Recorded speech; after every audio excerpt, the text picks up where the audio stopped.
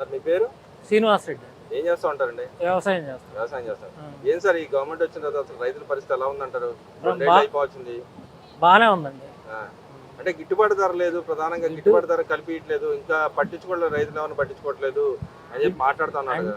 అన్నిటికీ ఎవరో ఏమి చేయలేరండి. ఇప్పుడు మిర్చి ఉంది 20,000 నుంచి 25,000 ఉంది. దానికి ఎట్లా ఉందండి? ఆ, ఇప్పుడు హెచ్చు తగ్గులు ఉంటా ఉంటాయి.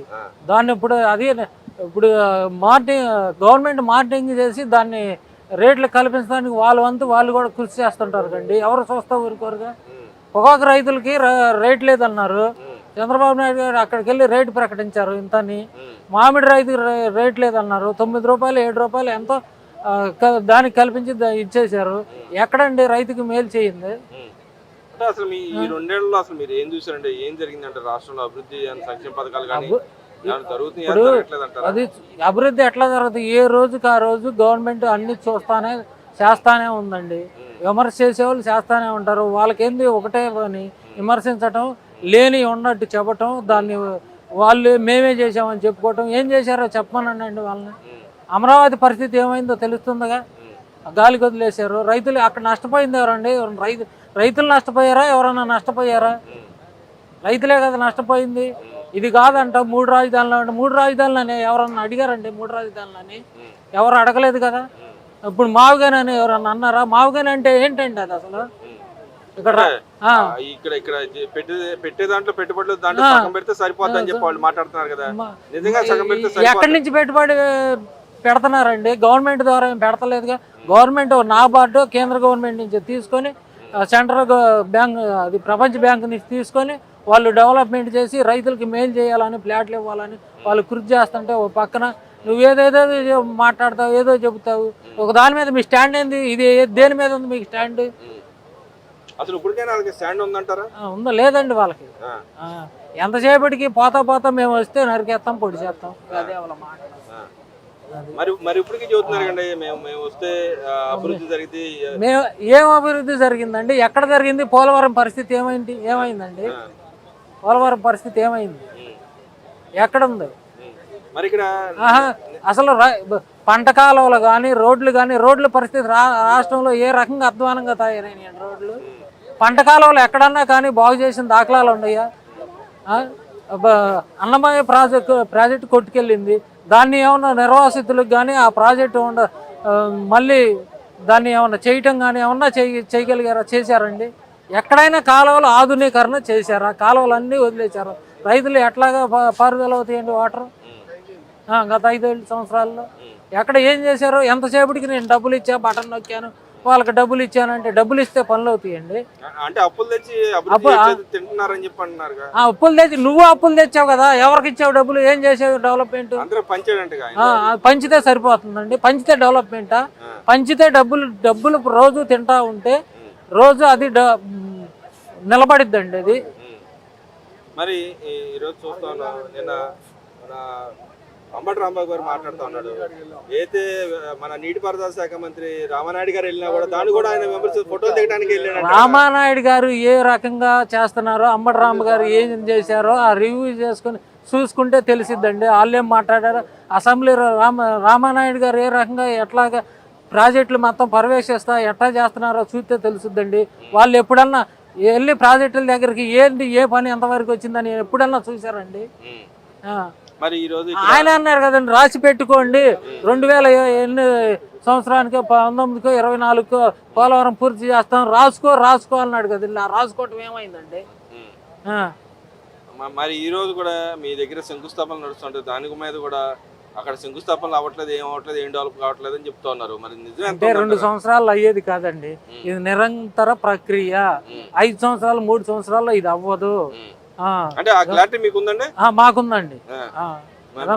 అది నిరంతర ప్రక్రియ, కొన్ని సంవత్సరాలు పట్టుద్ది, ఇప్పట్లో అవ్వదు ఇది. కాకపోతే మేము గవర్నమెంట్ ద్వారా మాకేం కోరుకున్నామండి, మా రైతులకు మాత్రం న్యాయం చేయండి. మేము భూములు ఇచ్చిన రైతులమే, మాకు అన్యాయం చేయొద్దు మాకు అడుగుతున్నాము. రైతులు వాళ్ళు కూడా 2027 లాస్ట్ కల్లా రైతులకు ప్లాట్లు ఇవ్వాలనేది మాకు మొన్న సిఆర్డి మీటింగ్ జరిగింది. ఆ మీటింగ్లో కూడా కలెక్టర్ గారు చెప్పారు, మేము 27 కల్లా ఇవ్వాలని అనుకుంటున్నాము. ఆ దిశగా ప్రయాణం చేస్తున్నామని చెప్పారండి. అంటే అవుతాయని మీరు భావిస్తున్నారంట? మేము అవుతాయని భావిస్తున్నాం. గవర్నమెంట్ కృతనిశ్చయంతో ఉంది, చేసిద్దని నమ్మకం ఉందండి. మరి ఇక్కడ చూసుకుంటే సెకండ్ ఫేజ్ భూములకి మేము వ్యతిరేకం అని చెప్పి వైఎస్ఆర్సీపీ నాయకులు మాట్లాడుతూ ఉన్నారు, పేర్నేని నాని గారు. మరి దాన్ని ఎలా చూడొచ్చు? నిజంగానే మీరు రైతులందరూ ఎగనెస్ట్గా ఉన్నారా, పాజిటివ్గా ఉన్నారా, అసలు ఏం జరుగుతుందంటారు? అయితే ఇక్కడ గత 5 సంవత్సరాలు కానీ అంతకుముందు 2-3 సంవత్సరాలు కానీ కుంటుపడిన మాట వాస్తవం. దాని మూలకను వాళ్ళు కూడా కొంచెం ముందుకు వస్తానికి భయపడుతున్నారు. వాళ్ళు కూడా అక్కడికి వెళ్ళిన తర్వాత ఏం అడుగుతున్నారంటే, ఫస్ట్ ఇచ్చారు కదండి వాళ్ళకి న్యాయం చేయండి, తర్వాత మా దగ్గర రండి అని వాళ్ళు కూడా అడుగుతున్నారు. మరి ఇక్కడ వాళ్ళు వైసీపీ స్టాండ్ ఒకటి తీసుకున్నారు, వ్యతిరేకం అని చెబుతా ఉన్నారు. మరి అభివృద్ధికి వ్యతిరేకం ఎట్లా వ్యతిరేకం అండి? వ్యతిరేకం దేనికి వ్యతిరేకం అండి? భూములు తీసుకోవడం వ్యతిరేకం అంటున్నారు. అప్పుడు ఫస్ట్ భూములు తీసుకుని అక్కడ ల్యాండ్ పూలింగ్ పెట్టినప్పుడే నువ్వు పూర్తిగా వ్యతిరేకించపోయా. ఇక్కడ పెడతానికి వెళ్ళలేదు రాజధాని అని. రాజధాని కావాలంటివి, నీ కావాలంటివి నువ్వే చెబుతీవి. నీ మాట కూడా ప్రతిపక్షం కూడా సహకరించింది. ప్రతిపక్షం కూడా రేపు ఇక్కడ పనిచేసిద్దని ఇక్కడ రైతులు కూడా కొంతమంది వాళ్ళ మాటలను కూడా ఇచ్చారు కదండి. వాళ్ళని ఏం చేస్తారండి? అంటే ఇప్పుడు గవర్నమెంట్ చంద్రబాబు నాయుడు గారు సమీకరణ అన్నారండి, మీరు వ్యతిరేకించలేదు కదా ఆ రోజు, మేము ఓకేనన్నారు కదా ఆ రోజు. మీ మాటలని కూడా జనాలు కొంతమంది ఇచ్చారు కదా, ప్రతిపక్షం కూడా సహకరిస్తుందని ఆ రోజు. మళ్ళీ మీరు అధికారంలోకి వచ్చాక మళ్ళీ వ్యతిరేకం అంటే అట్టండి, అది ఎవరికి నష్టం? ఒక రైతుకే నష్టం. ఇక్కడ ఇచ్చిన భూములు ఇచ్చిన రైతుకే నష్టం. చంద్రబాబు నాయుడు గారికి ఏమైనా నష్టమా దీనివల్ల? మీరు ప్రజల పక్షాన్ని అన్నారు, ఏ ప్రజల పక్షాన్ని ఉంటున్నారు? ఇక్కడ ఇచ్చిన రైతు పక్షాన్ని ఉండాలి కదా మరి మీరు. మరి ఇంకో పక్కన చూసుకుంటే కేంద్ర గవర్నమెంట్ నేను అనౌన్స్ చేసిందంటూ యూరియా అది తగ్గించుకోమని చెప్తోంది. సాంప్రదాయ ఎరువులకి వాడకాన్ని వినియోగించండి అని చెప్పి మోడీ గారు పిలిపించేద్దాన్ని ఎలా చూడొచ్చండి? ఇరాన్ యుద్ధం వచ్చిందని అందరికీ తెలుసు, దానివల్ల క్రైసిస్ వచ్చిందని తెలుసు. దాని మూలకన దిగుమతులన్నీ ఆగిపోతున్నాయని తెలుసు. దాని మూలకన తగ్గించుకుంటే మన సరఫరా మనకు ఇబ్బందులు రాకుండా ఉంటాయని మోడీ గారు ఒక సలహా ఇచ్చారు. దాన్ని పాటిస్తే మనకి మంచిది, గవర్నమెంట్కి మంచిది. అది అంటే అసలు లాభ నష్టాలు ఏమున్నాయి అంటారు అసలు ఆ రెండిట్లో? అసలు తగ్గించుకోవడం ఫెర్టిలైజర్స్ వాడకపోవడం వల్ల రైతుకే మేలు కదండి. భూమికి కూడా వేడి తక్కువ ఉండిద్ది. అప్పుడు ఈ మన ఎరువుల పశువుల ఎరువు వాడితే అనుకో భూమి కూడా చల్లబడిద్ది, పంటకు కూడా మేలు, మనకే లాభం కదా. ఆ దిశగా అంతకుముందు ఆ రకంగా వ్యవసాయం చేసిన వాళ్ళమే అంతా. ఇప్పుడు ఏంటంటే తేలిగ్గా ముందు కట్ట దబక్కన ఎత్తుకెళ్ళి వేయచ్చు, ఈ ఎరువు అయితే 2 రోజులు పని ఉంటుందని చెప్పి ఆ రకంగా వెళ్ళిపోయి దాన్ని తక్కువ చేసుకున్నాం. మళ్ళీ దాంట్లోకి వెళ్తేనే మనకు మేలు అని మేము అనుకుంటాం. అంటే ఇప్పుడు మరి మిగతాటి కూడా బంగారం లాంటి అలాంటి కొనొద్దని చెబుతా ఉన్నారు కదా, పెట్రోల్ కూడా తగ్గించుకోమని చెబుతున్నారు, కన్జంప్షన్ తగ్గించుకోమని. అదే విదేశీ మారకల నిల్వలు తగ్గిపోతాయి, మనకు ఇబ్బందులు వస్తాయి. అది కొనకుండా ఉంటే మన దగ్గర డబ్బులు ఉంటాయి, అప్పుడు మా నిల్వలు ఉంటే రేపు మనకి క్రైసిస్ వచ్చినప్పుడు వాడుకోవటానికి ఉంటాయి అని చెప్పి ప్రధానమంత్రి గారు ఆ రకంగా చెప్పడం జరిగింది. అంటే అది చెప్పడం మంచిదేనంటారా? మంచిదేనండి.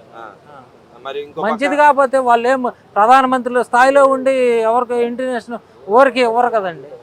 మరి ఇక్కడ చూసుకుంటే మరి నిన్న పేర్నేని నాని కూడా అంటా ఉన్నాడు, ఆయన ఏదైతే ప్రధానమంత్రి గారు చెప్పినట్టు ప్రైవేట్ కాకుండా విడిగా కాకుండా గవర్నమెంట్ ఫెసిలిటీ కల్పించిన ట్రాన్స్పోర్ట్లో వాటిలో వెళ్ళమని చెబుతా ఉన్నాడు. మరి ఈరోజు నిన్న ఆయన అన్నాడు, తర్వాత మళ్ళీ ఆయన మాట మార్చాడు. ప్రధానమంత్రి గారు చెప్తే నిజమే అని చెప్పి ఆయనే మాట్లాడతారు. ఎలా చూడుతుంటారు ఆయన మాటలని? వాళ్ళకి ఏది తోస్తే అది మాట్లాడుతున్నారు, వాళ్ళకి చెప్తానికి లేదండి.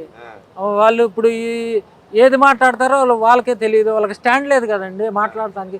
ఒకసారి ఏదన్నా మాట్లాడేటప్పుడు ఒక ఆలోచన చేసి అది ఏది మంచి ఏది చెడు అని దబక్కన మైక్ కనపడితే ఏది పడితే అది మాట్లాడితే వాళ్ళతో ఏం మాట్లాడగలుగుతామండి?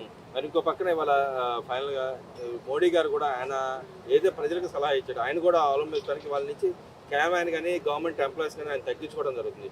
నిజంగానే ఆయన కట్టుబడి వెళ్తున్నాడు అంటారా ప్రజల అభిష్టానం మేరకు? 90% వెళ్తారండి. 90% కట్టుబడి ఉంటారు.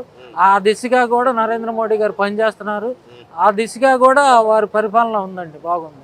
మరి ఈ రోజు ఇక్కడ శంకుస్థాపన జరుగుతుంది, ఏదైతే కిమ్స్ సంబంధించిన శంకుస్థాపన జరుగుతుంది. ఎలా చూస్తారండి మీరు రైతులకు ఇక్కడ ఫెసిలిటీస్ కల్పించడం కానీ హాస్పిటల్ లాంటివి రావడం వల్ల మీకేం బెనిఫిట్ అంటారు? ఇక్కడ ఇక్కడ ఏదన్నా వస్తేనే మా 10 మందికి ఉపాధి వస్తుంది. రెండోది ఇక్కడ ఏదన్నా దాని నుంచి ఇది ఇంకో దానికి డెవలప్మెంట్ జరగడానికి ఆస్కారం ఉంటుంది. ఆ దిశగా మేము అనుకుంటున్నాము.